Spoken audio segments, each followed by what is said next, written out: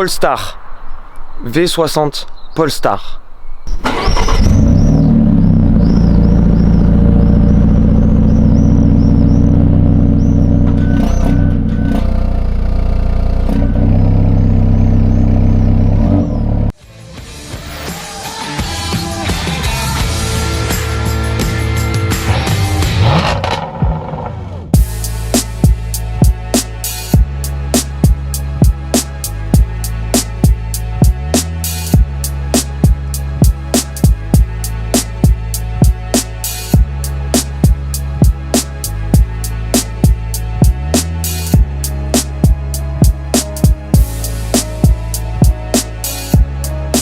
Ça faisait un moment que je voulais l'essayer, je l'attendais depuis très longtemps cette V60 Polestar.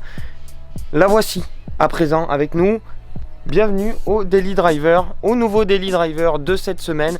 Pour le billet auto, on l'a pendant presque une semaine. J'espère que vous allez bien les amis. Moi ça va au top. On a la V60 Polestar donc jusqu'à mercredi ou jeudi prochain. Et on va faire un petit tour du proprio dans cette vidéo qui sera totalement décousue. Je vous explique. J'ai fait cette intro et tout le walk-around de la voiture tout à l'heure sur la route en partant de Paris. Le souci c'est que pas d'enregistrement de son, gros bug, tout a bugué. Donc je vous le refais, je suis arrivé fin de journée, je suis dans le sud-ouest du côté de Bordeaux et donc voici le nouveau Daily Driver, la V60 Polestar et très clairement j'étais super curieux de découvrir cette voiture. Polestar c'est un préparateur qui m'intéresse depuis très longtemps. Polestar prépare des voitures et les engage en compétition depuis plusieurs décennies et a avec Volvo un passé assez important.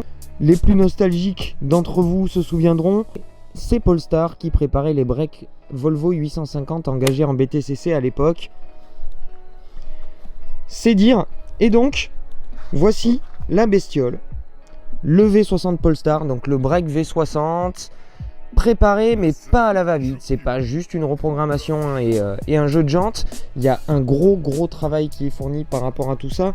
Déjà le kit esthétique est pas là pour les sbroufs, on a les lames avant qui sont là pour favoriser l'appui, un béquet à l'arrière qui favorise également l'appui, un diffuseur qui est fonctionnel et un kit esthétique global qui est fait pour favoriser l'appui et réduire la traînée pour plus d'efficacité. Et l'efficacité elle est là. On a le 4 cylindres, compresseur plus turbo des versions T6 qui est revu en profondeur, je vous en parlerai un tout petit peu plus tard. Le V60 Polestar abandonne le V6 biturbo sonnant et trébuchant de 350 chevaux au profit de ce 4 cylindres, compresseur plus turbo. Au passage, le 4 cylindres prend de la puissance, il passe de 350 à 367 chevaux. Et le couple baisse un petit peu, 500 Nm pour le V6, là on est à 470.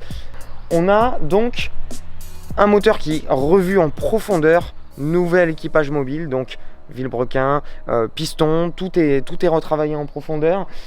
Ça je vous le détaillerai dans l'essai. Et on a des nouveaux périphériques également, nouveau turbo, nouvel échangeur, pour afficher donc 367 chevaux et 470 Nm.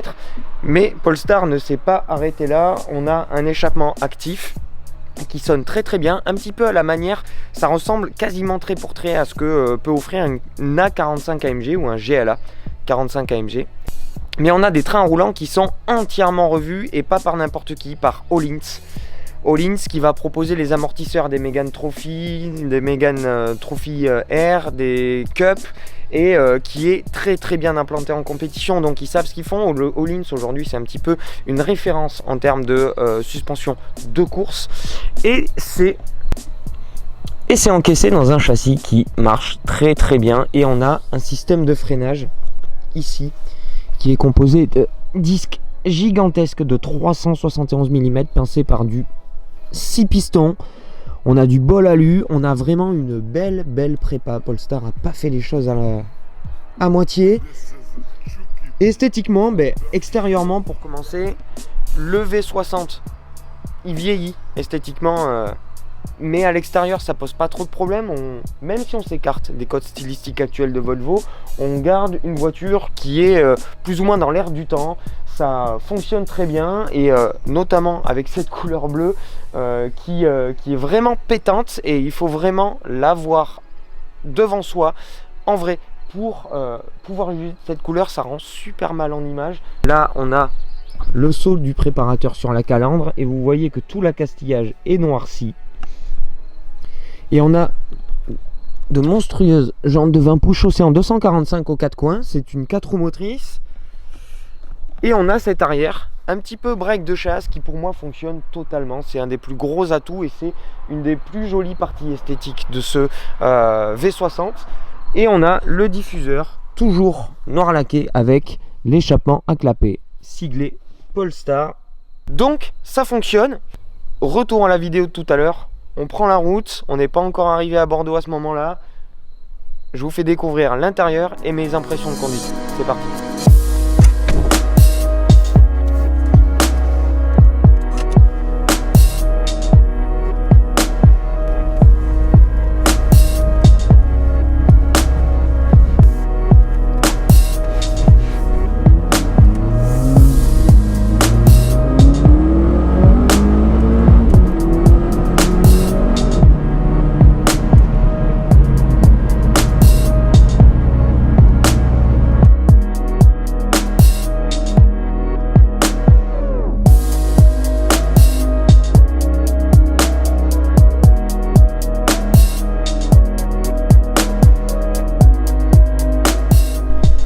Alors à l'intérieur de cette V60 Polestar, on retrouve l'habitacle de la vieillissante Volvo V60. On a un habitacle qui commence à accuser le poids des années, que ce soit sur le plan des matériaux, que ce soit sur le plan de l'ergonomie et du design. On a cette planche de bord vraiment old school et avec un tableau de bord, on va dire, jonché de boutons. C'est un petit peu compliqué. Ça accuse vraiment le poids des années. Ensuite, les matériaux sont plutôt bons, compte tenu de l'âge de la conception du véhicule et donc globalement c'est plutôt bon en termes de finition. Maintenant ça, comme je vous disais, ça vieillit énormément et on a sur cette version Polestar des plaquages spécifiques, imitation carbone comme vous pouvez le voir ici, imitation carbone donc qui sont très bien faits. Par contre, en revanche, c'est vrai que là pour le coup la qualité de ce matériau est assez bluffante et on a le rappel Polestar sur le levier de vitesse et on a avec cette finition Polestar une sellerie spécifique en cuir et en alcantara avec des surpiqûres bleues pour rappeler effectivement la couleur extérieure qui est bleue. C'est très très bleu. Rassurez-vous, vous pourrez la choisir en gris, en blanc, en noir avec un joli bleu nuit métallisé également qui est absolument magnifique. Mais c'est vrai que c'est cette couleur là qui la rend bien distinctive, cette version Polestar. Pour le reste, je vous propose de reprendre la route, c'est parti. La V60 qui devrait être remplacée probablement l'an prochain et sera annoncée en fin d'année, ça va être la période des 60. D'ailleurs le XC60, pour ceux qui me l'ont demandé, ce sera pour juillet. Donc voilà, on fait la route et pour l'instant sur la route ça se passe très bien. En ville ce matin c'était zéro souci. Et dès que je suis sorti de la ville, j'ai pu profiter du mode sport qui libère un clapet dans l'échappement. C'est très agréable, ça fait plutôt du bruit et c'est assez sympa à écouter. En dehors de ça, là, grande nationale et autoroute, voilà ce qui m'attend pour les 2-3 prochaines heures. J'ai remis la boîte auto Geartronic 8 rapports en D. Elle se débrouille plutôt bien en D. En sport, elle manque un petit peu de réactivité et c'est dommage. Mais là, on est parti pour du cruising. On va profiter de la technologie d'aujourd'hui. On a le régulateur adaptatif et le maintien dans la ligne. Ça va m'aider à pouvoir cruiser en toute décontraction. Je continue mon trajet et puis je vous en dis plus un tout petit peu plus tard, juste avant d'arriver dans le sud-ouest. C'est parti!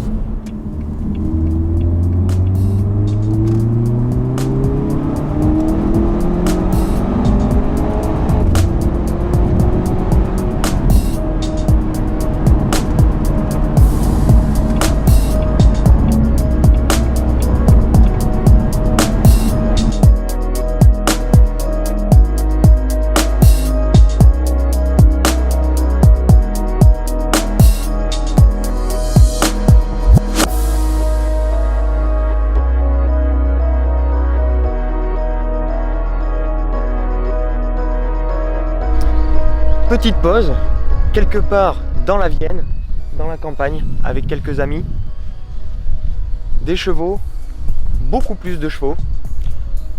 On vient de s'enquiller de l'autoroute et de la nationale pendant un petit peu plus de 300 km et on a profité du calme olympien qui règne dans la voiture. Très bonne insonorisation, régulateur adaptatif, maintien dans la file, surveillance des angles morts, tout l'accastillage qu'on peut trouver dans une Volvo est présent. Et dans ces versions certes vieillissantes, on a toujours le système audio Harman Kardon qui est super bon. Et on peut profiter également des sièges qui, comme toujours chez Volvo, sont absolument extraordinaires en termes de courbure, de fermeté, de maintien, de confort. C'est un régal de voyager dans une Volvo. Et on a pu également tester les performances en accélération et en reprise. En accélération, avec le launch control, c'est 4 secondes 8 de 0 à 100. C'est vraiment pas ridicule et la poussée est super franche.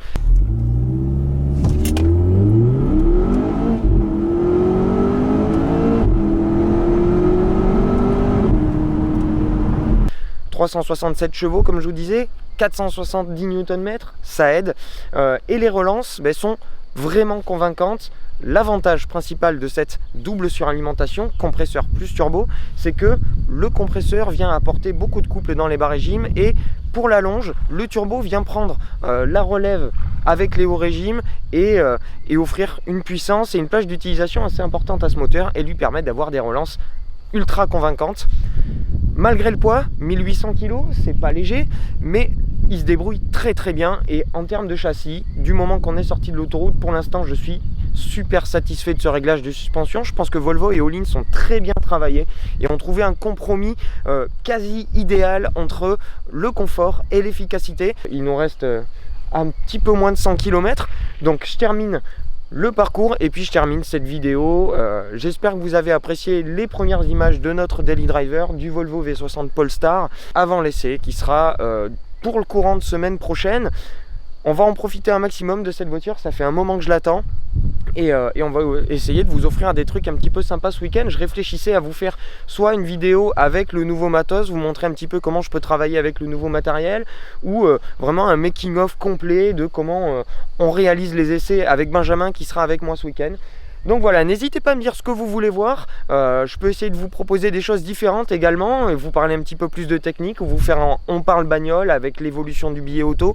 Voilà, c'est à vous de voir, n'hésitez pas, je suis ouvert à toutes vos propositions. D'ici là les amis, je vous souhaite une très bonne continuation. N'hésitez pas à mettre le petit pouce, à vous abonner si ce n'est pas déjà fait, et à rester branché pour plein de belles choses qui vont arriver dans le courant du week-end et la semaine prochaine avec un essai à l'étranger. Je vous en dis pas plus, je vous dis à très vite. Ciao.